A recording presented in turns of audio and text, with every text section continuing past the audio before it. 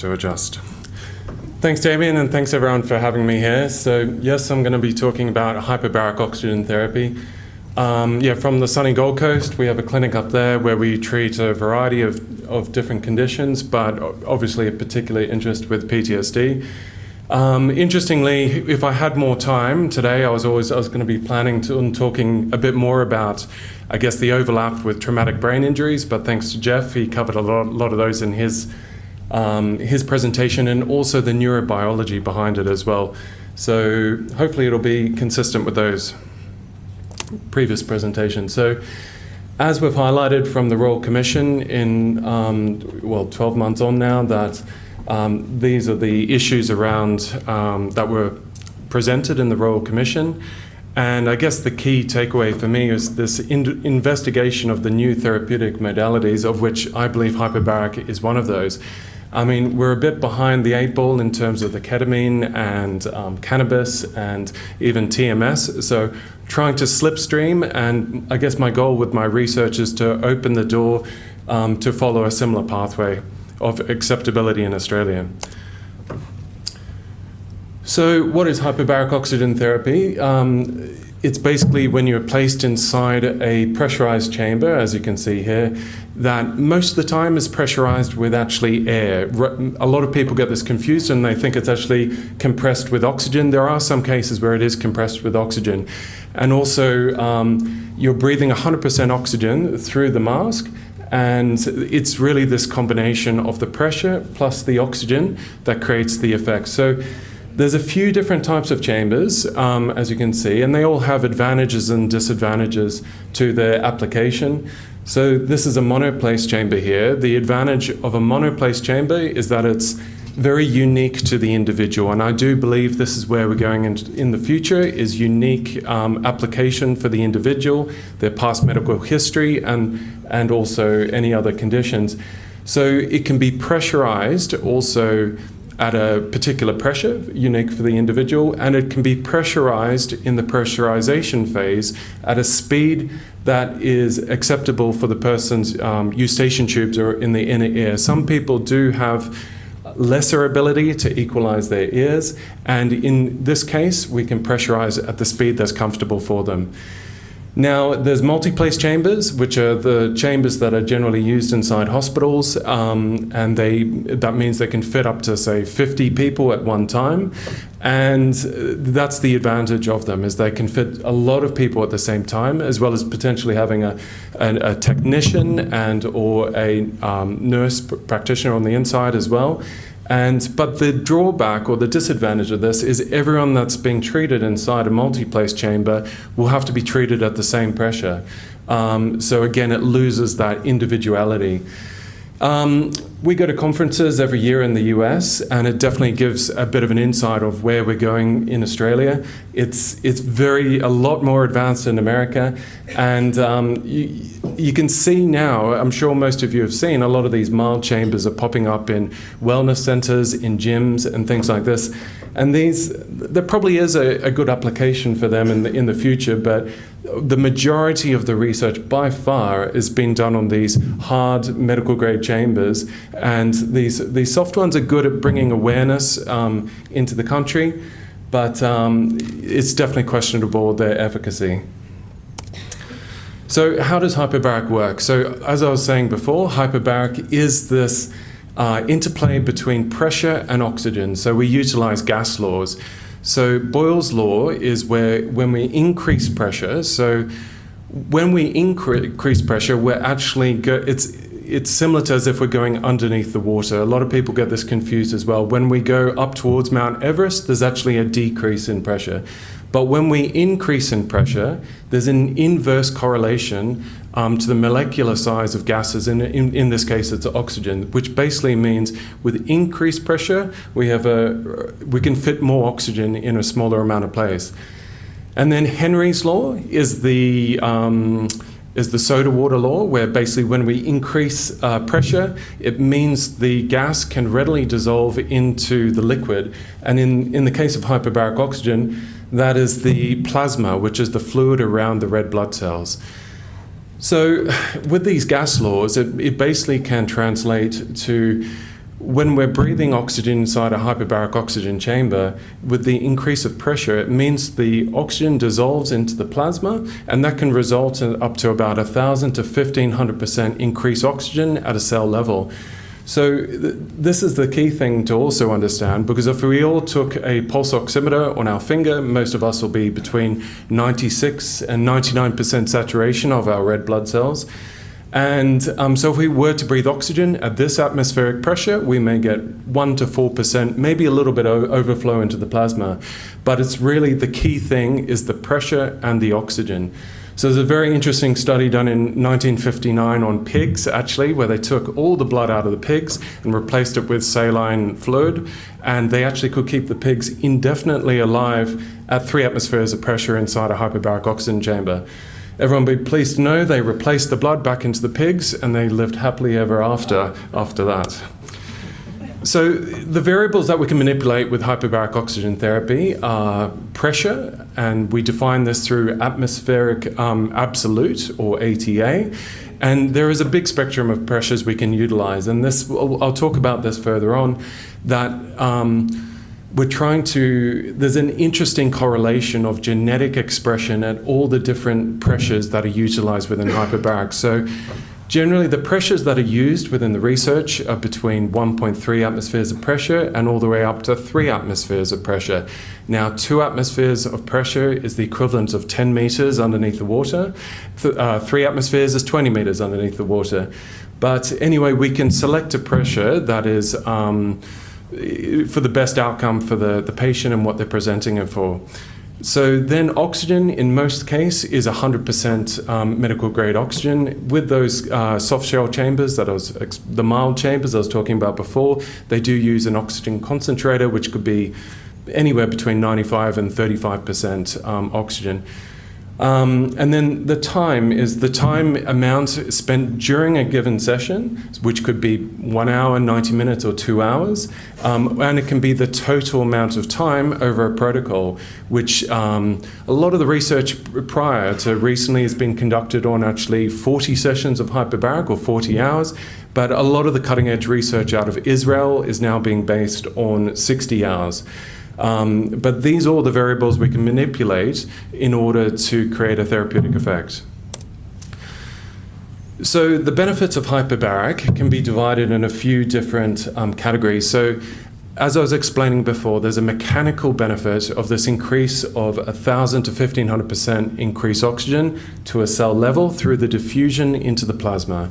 And so this will lead to a greater absorption of oxygen at the cell. And inside the cell, we need oxygen to produce energy, or ATP, particularly inside the mitochondria. And the mitochondria is talked about a lot within hyperbaric because it's been shown to actually increase efficiency, density, and even mitogenesis through the courses of hyperbaric oxygen protocols. And then the secondary effect is actually cell signaling effects. So, and this can be divided into 2 different categories. So when we have 1,000 to 1,500% increased oxygen at a cell level, this is a hyperoxic state. So high levels of oxygen, and the body responds with reactive oxygen species, and this basically works as a cell signaling molecule. But then the very interesting thing also that we can manipulate within hyperbaric is a relative hypoxia, so reduction of oxygen. So this can be achieved in a few different ways, that when we go into the chamber, we receive 1,000 to 1,500% increased oxygen at a cell level. When we come out of the chamber, there's a relative hypoxia. And what this has been shown to do is to stimulate hypoxia-inducible factor, or HIF. And this has been the focus of a lot of interesting research in recent times, and particularly the Israeli researchers. And what they have shown, not only is this relative hypoxia when you come out of the chamber, they also can, I guess, manipulate a relative hypoxia when you're inside the chamber. So they've developed this protocol called the hyperoxic-hypoxic paradox, which means you're breathing 100% oxygen during a session, and every 20 minutes you take the mask off, and there's a relative hypoxia, and then for 5 minutes, and then you put the mask back on again for 20 minutes, and you repeat the cycle. And so this repetitive fluctuation of oxygen concentration inside the cell has been shown to stimulate these high levels of HIF, or HIF-1 alpha. And this, again, is a cell or a transcription factor that leads to many of the benefits of hyperbaric oxygen. So we could spend the whole afternoon going through a lot of the benefits, but just a quick snapshot. It's been shown that hyperbaric will influence gene stimulation. It has an anti-inflammatory effect through the modulation of cytokine expression, as well as an immune function. It also has been shown to stimulate VEGF, or vascular endothelial growth factor, which causes angiogenesis, which is the growth of new blood vessels through the body and through the brain. There's stem cell proliferation, so that can up to 800% increase in circulating stem cells. And also the cell signaling, particularly the oxidative stress signaling from reactive oxygen species, will stimulate actually our own endogenous antioxidant expression inside the body, which will help us buffer the stresses of oxidative stress through the day. There's also an increase of collagen production, and this is well documented from a wound healing side of hyperbaric oxygen therapy. But of particular interest, and I'm piggybacking on a lot of the presentations before me, that there's the interest of hyperbaric inducing neuroplasticity. And this is being done through quite a few of the different mechanisms of hyperbaric oxygen, but also the growth factors like brain-derived neurotropic factor, or BDNF, has been shown to increase states of neuroplasticity. So where we are in terms of the research, though, we're very much focused on the effect of hyperbaric oxygen therapy, but I believe in the future we'll go in a similar direction to ketamine, where we will also introduce psychological therapies concurrently in order to explore and take advantage of this neuroplastic effect of the hyperbaric. So again, this is just a quick summary. I would have liked to go over the neurobiology of hyperbaric, but it has been shown in a lot of there is now a building level of evidence of the studies that have been conducted, particularly in Israel and in America, that show lasting improvements in PTSD symptoms such as hyperarousal, depression, cognitive function, sleep, disassociation, and fear. And this has been validated through brain scans such as fMRI, which shows improved function in the hippocampus, and particularly improved volume or increased volume of the hippocampus, the prefrontal cortex, and the frontolimbic balance. So this is, I know a lot of words, but it's a summary of a lot of the research that was written in a review in 2023, and it shows, I guess, the chronology of the research that had taken place in this field to date. It's interesting the way it started off, and I was very interested to hear Jeff's presentation before, because the first inception of the research of hyperbaric for PTSD was Dr. Paul Harsh, who was a pioneer in the field of hyperbaric, particularly for the brain, was doing treatment on a veteran who had a traumatic brain injury. And he had an incidental findings of significant improvements in PTSD symptoms. This led him on to conduct further studies. But interestingly, the first research in the studies done on hyperbaric, they were using a control group, which was a 1.3 atmospheres of pressure whilst breathing air. And recently, in the last year or two, it's actually shown that that was not a placebo, but it was actually a lesser effect of hyperbaric. It actually prompted a physiological benefit, but just a lesser benefit. So we're looking over that data with new eyes. Now, on the top of the screen is what used to be seen as the gold standard in literature for hyperbaric oxygen therapy for PTSD, conducted by the Israeli group. They actually were the first study to conduct on veterans who were diagnosed with PTSD without a traumatic brain injury. So they do a very regular protocol in Israel where they do 60 sessions of 90 minutes at 2 atmospheres of pressure, including this hyperoxic-hypoxic paradox protocol. And it showed significant improvements in PTSD symptoms coupled with the change in the microstructure of the brain shown by an fMRI. They followed this up 2 years after the conduction of that study, and what was very interesting is 2 years after the conclusion is not only had they maintained the positive improvements of symptomology of PTSD, but they'd actually even further improved 2 years after that. So it's very interesting in terms of the longevity of the effect of hyperbaric. Since then, there's been another couple of studies. So this is now what's seen as the gold standard, the one at the top there, because as I was explaining before, there's been complexity about creating a placebo control for these studies, because in order for people to be blinded, they have to think they're receiving a hyperbaric oxygen therapy without them actually receiving a hyperbaric oxygen therapy. So what they did in this study is they pressurized them to 1.2 atmospheres of pressure and then reduced them back to 1.02 atmospheres of pressure, so just above where we are here, but barely.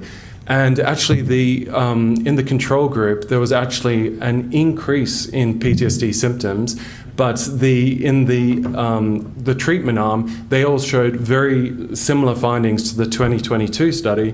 So again, this is absolutely what's seen as the gold standard with hyperbaric oxygen because of this placebo. The first systematic review came out last year again, and this was a very interesting, and this included 8 studies in the systematic review of military and civilians at this, over 8 different studies. So these, in the systematic review, again, similar to the cannabis, we're talking about dosage. So getting the correct dosage for the minimal effective dose to create the greatest effect. So again, if we look at the graph on the right-hand side here, it's interesting that this line here is basically signifying the most amount of treatment out of all studies equated to the greatest improvements in PTSD symptoms. So this is basically atmosphere pressure times by the amount of minutes inside the chamber and the total protocol and the percentage of oxygen. Now, over on the left, you can see well, hopefully you can see, it's a bit small, but there's a spectrum of pressures that were used in the studies for PTSD so far. As there is a majority of the studies were done at 1.5 atmospheres of pressure, it actually shows that's where the greatest efficacy lies according to that graph. But again, not included in this data was the last controlled trial that I was explaining about, but this just creates a snapshot of, I guess, industry-wide that we're trying to create, I guess, the optimal protocol, the optimal dose in order to get the best effect. And this leads us to my research. So I'm conducting the research through Bond University. I have a live survey, and if on this survey is on all health practitioners across Australia, whether they're psychiatrists, GPs, psychologists, physiotherapists, and it's just a quick 5-10 minutes a survey about their attitudes and beliefs. And this is the idea of this is we're trying to get the attitudes and beliefs, I guess, of Australian practitioners who are working in this field and their attitudes and beliefs around it in order to, I guess, enhance the adoption of hyperbaric oxygen therapy in Australia. The exciting part about my research that I'm slowly getting towards, it's been a bit of an uphill battle, is doing a clinical trial next year, pending ethics approval. I think we've talked about ethics a few times today. So what I'm planning to do next year is a clinical trial on veterans diagnosed with PTSD after initial screening that they'll get accepted onto the trial. I'm going to be doing 2 groups, and as I was alluding to before, this understanding of what is the most optimum dose for hyperbaric for PTSD. So I'm doing 2 arms. One arm, which will be 1.5 atmospheres of pressure. The other arm will be that 2 atmospheres of pressure. Both arms will have this hyperoxic-hypoxic paradox protocol of these air breaks.